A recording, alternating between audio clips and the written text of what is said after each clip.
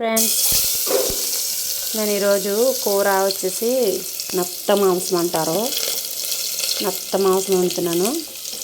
చూడండి, దీనికి కావాల్సిన ఎలా ఉండాలో మీకు చూపిస్తాను. ఉల్లిపాయలు, పచ్చిమిరపకాయలు, కరివేపాకు, అల్లం వెల్లుల్లి పేస్ట్, ఇగో నత్తలేగు. ఓకే ఫ్రెండ్స్, ముందుగా మనము ఉల్లిపాయలు వేగించుకోవాలి. చూడండి ఫ్రెండ్స్, దీనికి కావాల్సినవి కల్లుప్పు, కారం, పసుపు, తురుము, కొబ్బరి తురుము, ఫ్రెష్ కొబ్బరి అనమాట. ఇది తురుము చేసి పెట్టుకోవాలి. ఓకే, ఇది అల్లం వెల్లుల్లి పేస్ట్ ఫ్రెండ్స్. ఇవి నత్తలు బాగా మనం కొద్దిగా కడిగేసుకుని నీట్గా పెట్టుకుని తర్వాత ఇవి బాగా కొంచెం ఉప్పు, కొంచెం పసుపు వేసి బాయిల్ చేసుకోవాలి. బాయిల్ చేసుకున్న తర్వాత నెక్స్ట్ మనం బాగా వేగించుకున్న ఉల్లిపాయల్లో వేసుకోవాలన్నమాట. ఓకే ఫ్రెండ్స్, చూడండి ఫ్రెండ్స్, ఇవి బాయిల్ చేసుకుని ఇందులో వేసుకున్నాము. ఆల్రెడీ అల్లం వెల్లుల్లి పేస్ట్ వేసాను. బాగా వేగాలి. వేసిన తర్వాత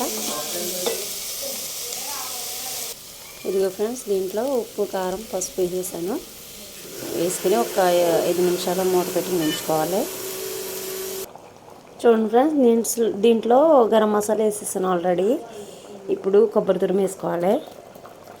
కొబ్బరి తురుము వేసుకున్నాక ఒక్క 10 నిమిషాలు చిన్న మంటలో, స్లో మంటలో పెట్టుకుని దీన్ని కుక్ చేసుకోవాలి.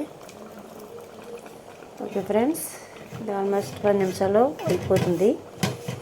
దీనికి తగ్గ మసాలా ఏం వేసానంటే దీనికి జీలకర్ర, ఎల్లుల్లిపాయ, మొగ్గలు, యాలక్కాయలు, చెక్క వేసాను ఫ్రెండ్స్. ఓకే ఫ్రెండ్స్, ఇప్పుడు కొబ్బరికాయ వేసాం కాబట్టి ఒక్క 10 నిమిషాలు ఇది చిన్న మంటతో పెట్టుకుంటే ఆల్మోస్ట్ అయిపోద్ది. చాలా టేస్టీ ఉంటుంది ఫ్రెండ్స్. మీరు కూడా ట్రై చేయండి. ఇది నత్త మాంసం. చూడండి ఫ్రెండ్స్, దీంట్లో కొంచెం కరివేపాకు వేసుకున్నాము.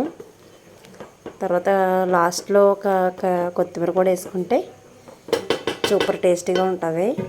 ఓకే ఫ్రెండ్స్, సో ఇది మీరు ఎలా వండుతారో నాకు కామెంట్ చేయండి.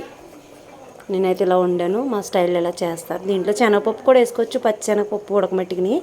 కానీ నేను వేయలేదు, నాకు ఇష్టం ఉండదు. జస్ట్ ఇలాగే వేసాను. మీరు ఎలా చేస్తారో కామెంట్ చేయండి ఫ్రెండ్స్. ఓకే, సూపర్ టేస్టీగా ఉంటుంది. Okay friends.